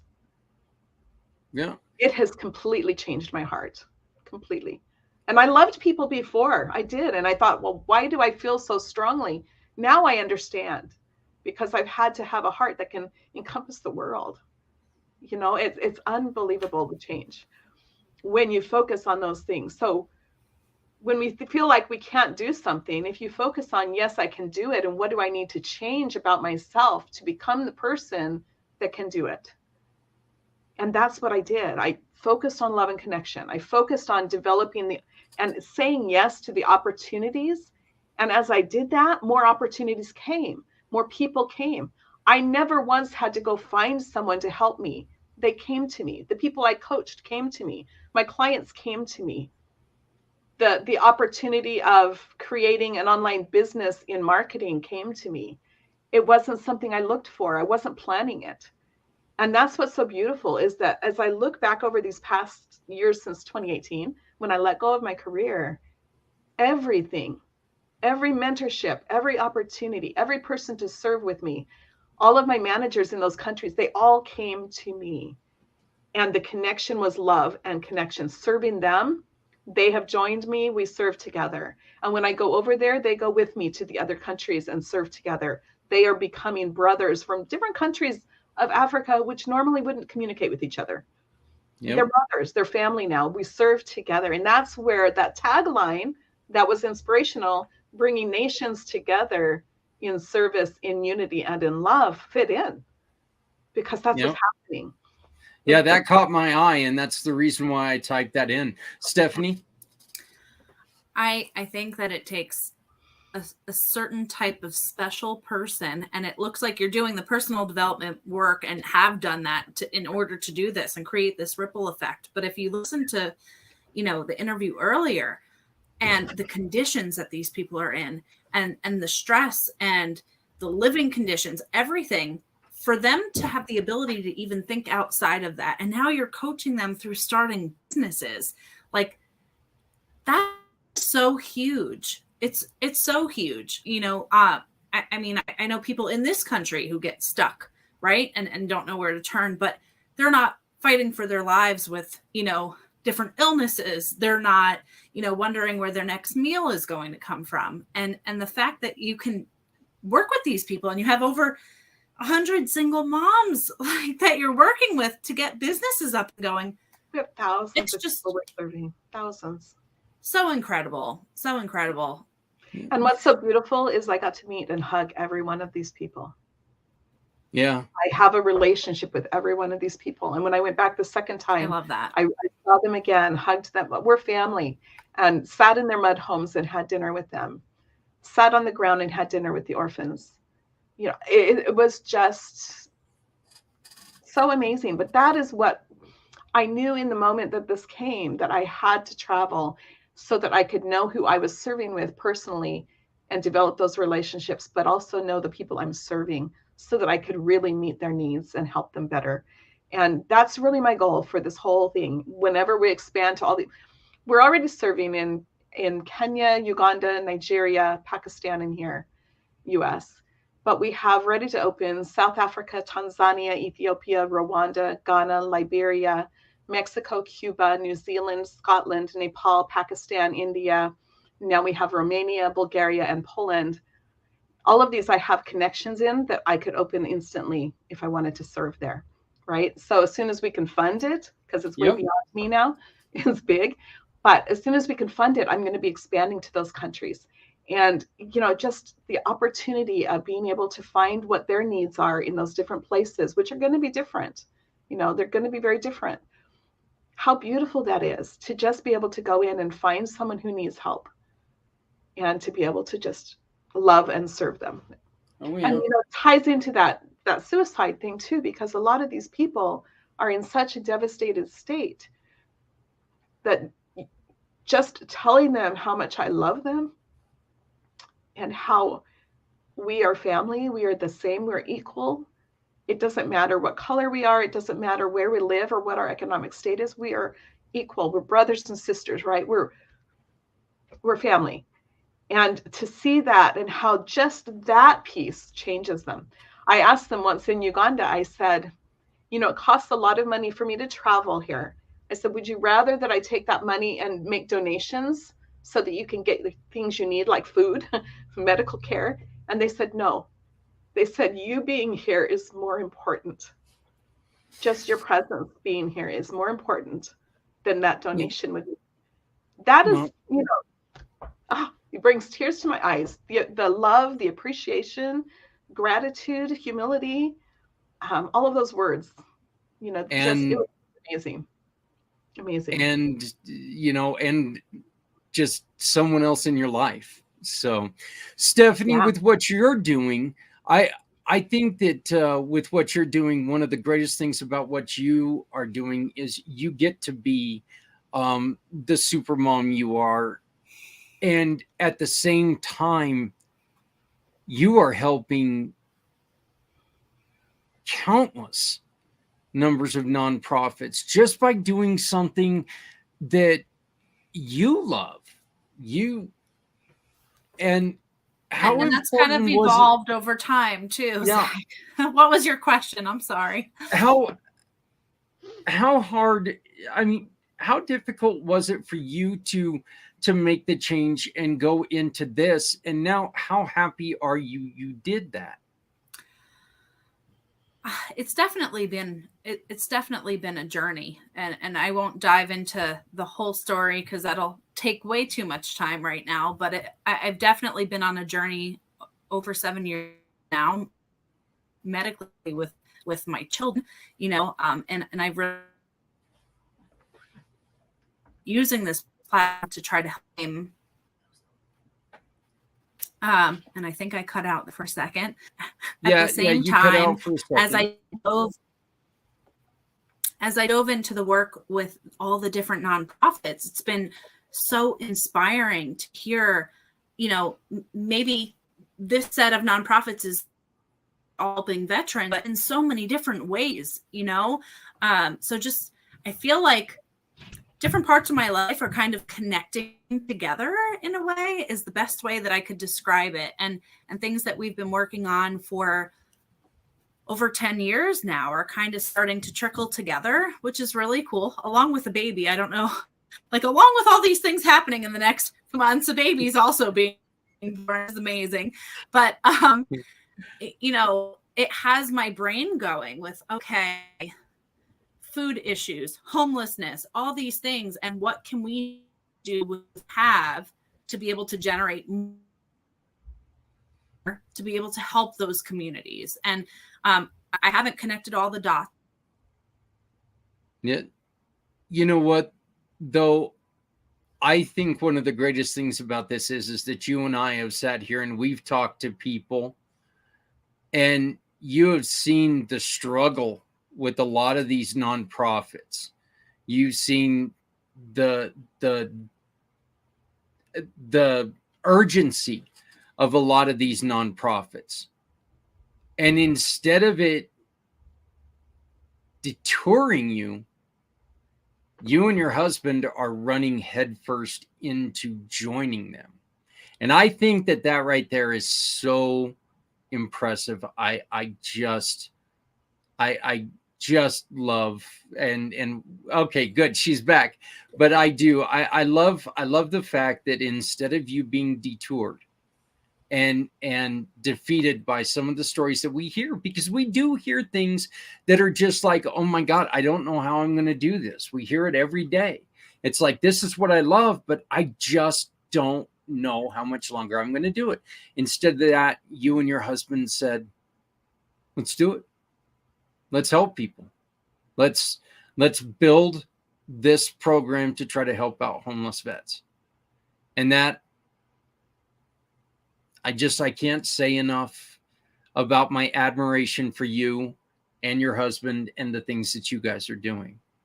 So, I mean, thank you, Zach. I haven't connected quite all the dots yet. I have a lot of ideas, and we're going to have space to be able to try to trickle into the community as best as possible, and when we thought rentals, that took a pretty hard pivot, and we were like, not just rentals through HUD-VASH to help veterans. Like, let's focus on that.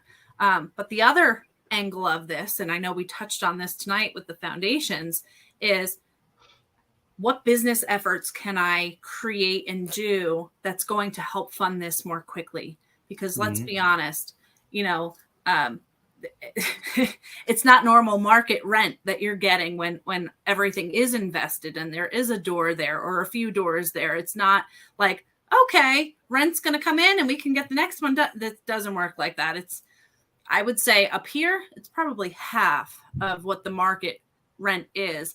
And that's okay. Like, I want a lot of cabins. I want a lot of doors. I want all of that, and we'll have the farm space where hopefully the goal is to find a way to use that land to create something that can give back to the community too, whether it's through food, whether it's through, I don't know, all natural something. I'm kind of talking off the cuff here, but you know what? Stephanie, but that's the best way to do it, because you know what? The things, and Lori can attest to this, the things that are 100% going to succeed, this is the best way to go. This is how it is. Oh God, that sucked.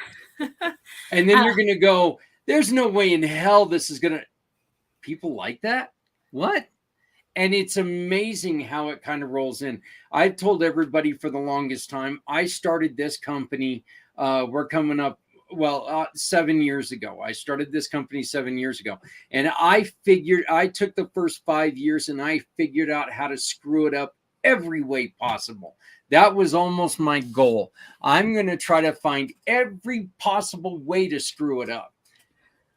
And that way I can find out what works. And learn. It's how we learn. Yeah.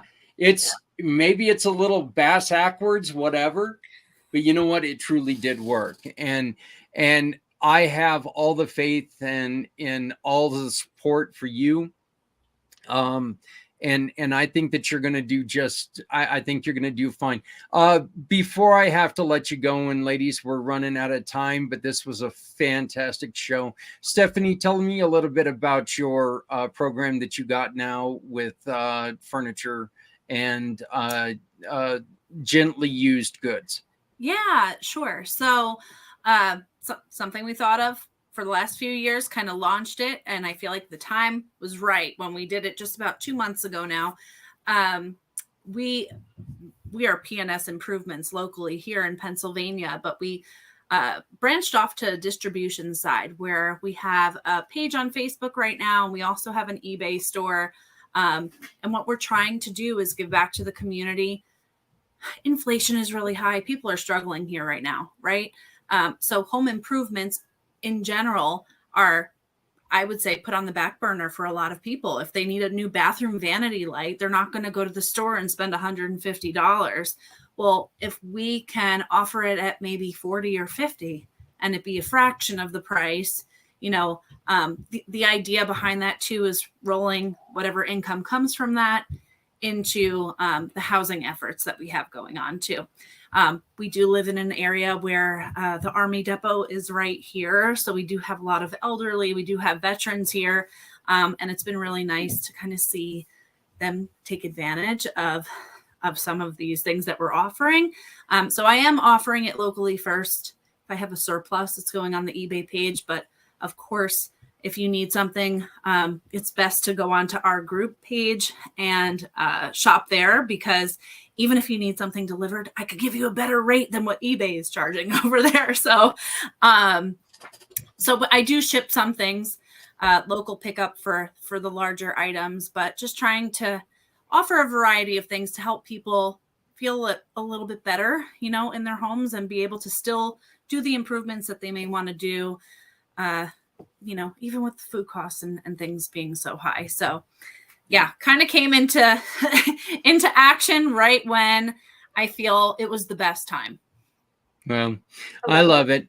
Hey, everybody, you know what? This was fantastic. Lori, Stephanie, thank you for sticking around for the full 2 hours. I greatly appreciate it. Sadly, our time has come to say goodbye. Wasn't that somebody else who was saying that? But I would like to remind everybody, hey, you know what? If you have an extra hoodie, throw it in your car. Elements kill everyone. It doesn't matter if you're black, white, orange, or green.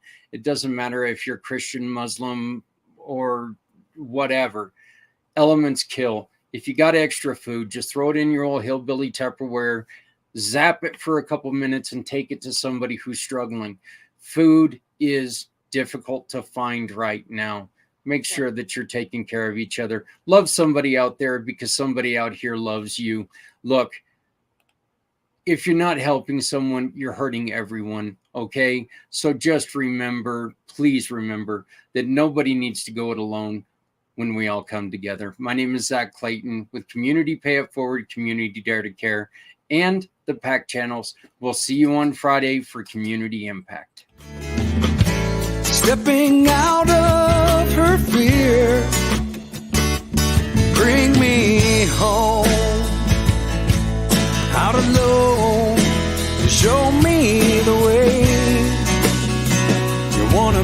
be a part of Sunset Boulevard.